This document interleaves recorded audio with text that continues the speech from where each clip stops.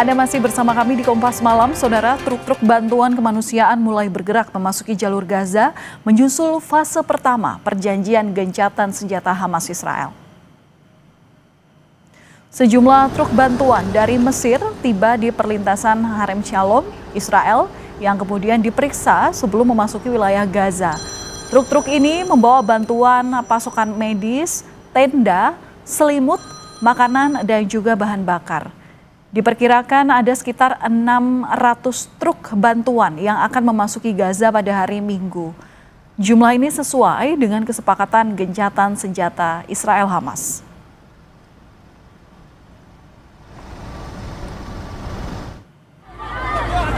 Namun kekacauan terjadi saat truk-truk bantuan ini memasuki wilayah Khan Yunis di jalur Gaza. Puluhan pemuda dan anak-anak menyerbu dan memanjat ke atas truk untuk berebut bantuan logistik. Aksi berbahaya ini terjadi usai perjanjian gencatan senjata Israel-Hamas disepakati, yang diantaranya mencakup kepastian bahwa aliran bantuan kemanusiaan tanpa hambatan ke jalur Gaza.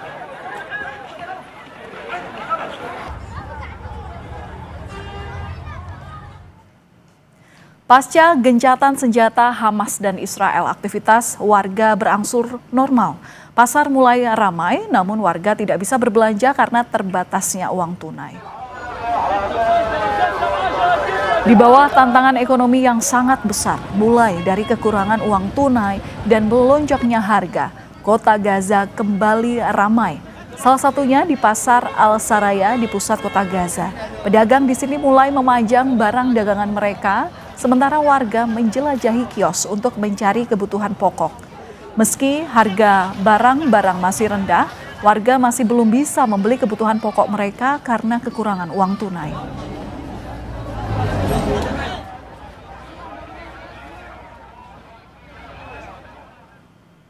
Saudara, Israel dan Hamas harus menjaga komitmen agar momentum gencatan senjata ini bisa membawa perdamaian dan mengakhiri penderitaan di Gaza. Kita akan berbincang dengan Guru Besar Ilmu Sejarah dan Geopolitik Timur Tengah Universitas Indonesia, ada Prof. Yon Mahmudi. Selamat malam Prof. Yon, salam sehat selalu. Selamat malam Mbak Valen. Ya, Prof, terkait kesepakatan damai rencana fase pertama untuk mengakhiri perang di jalur Gaza, Trump di sini yakin bahwa gencatan senjata Israel-Hamas ini bisa bertahan. Apa yang bisa menjamin hal itu?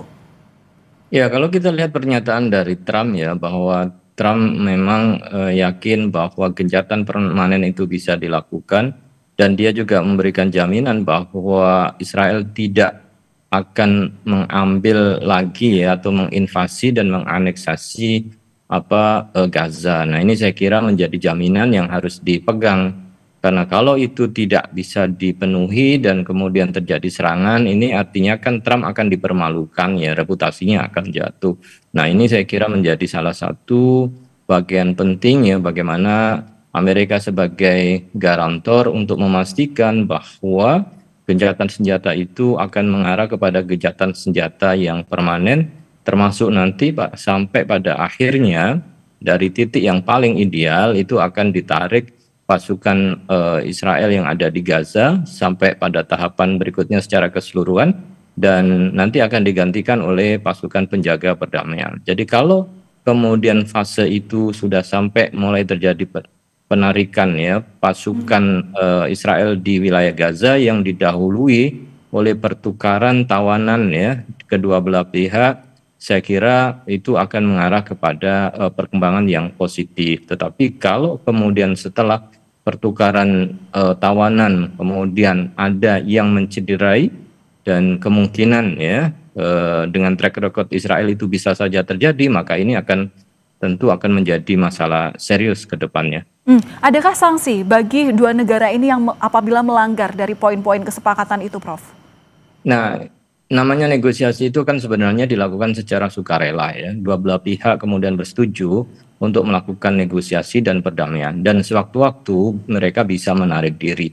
Tetapi setelah ada komitmen ditandatangani dan disaksikan oleh pihak-pihak mediator dan juga penjamin, harusnya kemudian mereka melakukan dan menepati apa yang sudah disepakati. Kalau adalah salah satu dari pihak katakanlah Israel atau mungkin dari pihak Hamas kemudian mengkhianati dari perjanjian itu, tentu sanksinya adalah ya dari negara yang kemudian menjadi mediator, terutama Amerika yang berkepentingan, Donald Trump yang berkepentingan bahwa Amerika akan menjadi deal maker, akan menjadi peacemaker, ya, pembuat perdamaian di kawasan Timur Tengah.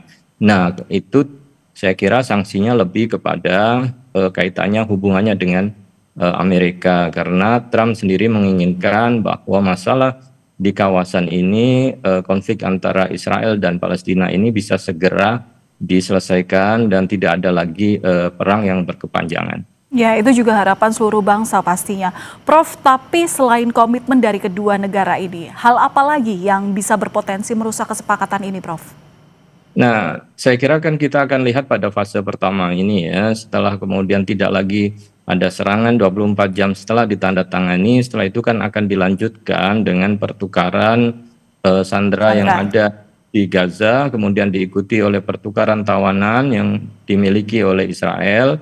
Nah, dari situlah kemudian akan dilihat pasca kedua, karena setelah itu Israel akan diminta untuk menarik diri pasukannya di wilayah sekitar 53% wilayah Gaza, ditarik ke wilayah garis ya, yang disebut dengan wilayah garis kuning ya. Nah, disitulah nanti akan dilakukan masuknya pasukan perdamaian. Nah, ketika di fase ini ternyata kemudian Israel yang tujuannya adalah untuk mengeluarkan dan mengembalikan tawanan dan selalu ingin menghancurkan Hamas sebagai musuh mereka. Nah, ini nanti akan terjadi persoalan apabila itu tidak kemudian dari awal dikawal secara baik.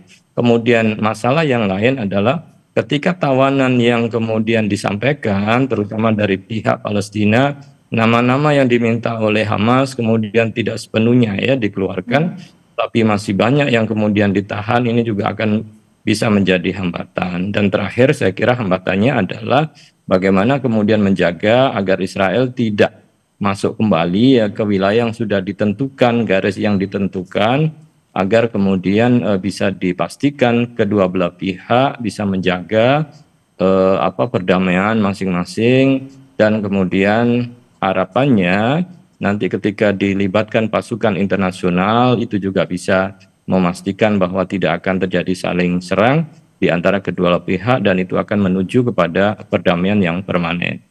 Ya, Prof, selain gencatan senjata, kemudian juga kita nantikan pertukaran sandera dari kedua belah pihak ini, apakah hal-hal ini memang bisa menyelesaikan masalah utama di Gaza? Nah, tentu kemudian akhir dari negosiasi itu kan bagaimana mewujudkan ya aspirasi dunia internasional yang menginginkan two-state solution.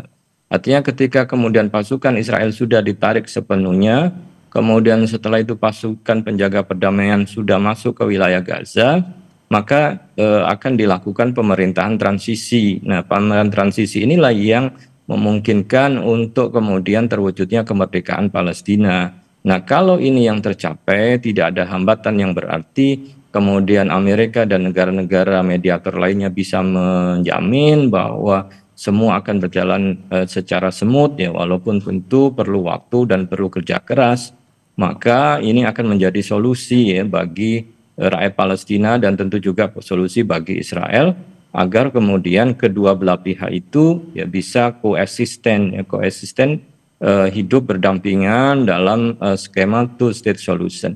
Harapannya dengan two-state solution itu persoalan Palestina dan Israel itu bisa diselesaikan. Tapi tentu perjalanan ini cukup panjang dan terjal, dan banyak beberapa tantangan yang memang harus dihadapi. Oke, two-state solution ini memang jelas secara narasi, tapi kadang ini juga masih mengkhawatirkan karena komitmen itu lagi yang kemudian kita kejar untuk bisa mewujudkan perdamaian dari dua negara. Sejauh ini, Prof, track record peran Indonesia dalam mendukung hal ini seperti apa?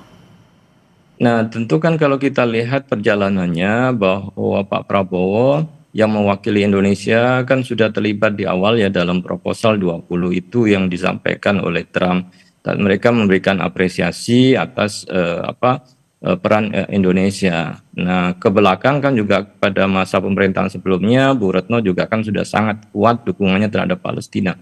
Nah, tentu sekarang ketika posisi negosiasi, maka peran Indonesia saya kira harus tetap diperkuat dan dipertahankan agar tetap masuk ya di dalam negara yang membidani dan juga melahirkan perjanjian dan negosiasi. Nah, posisi Indonesia yang dianggap lebih netral begitu ya, karena tidak memiliki kepentingan Ya. geopolitik, selain kemudian mendukung adanya sebuah perdamaian menjadi sangat penting sebagai alat kontrol untuk melihat apakah selama ini perjanjian itu menguntungkan ya dan bersifat adil ya kedua belah pihak dan tidak condong kepada Israel saja contohnya, karena Amerika tentu sangat dekat dengan Israel. Nah, peran ini saya kira menjadi penting dan Indonesia sih harusnya menjadi bagian pertama yang mengirimkan pasukan perdamaian, karena komitmen Pak Prabowo kan menyampaikan bahkan 25.000 bisa dikirimkan bahkan lebih, dan termasuk juga komitmen di dalam hal pendanaan. Nah, ini saya kira menjadi Untuk rekonstruksi Gaza itu sendiri ya Prof ya?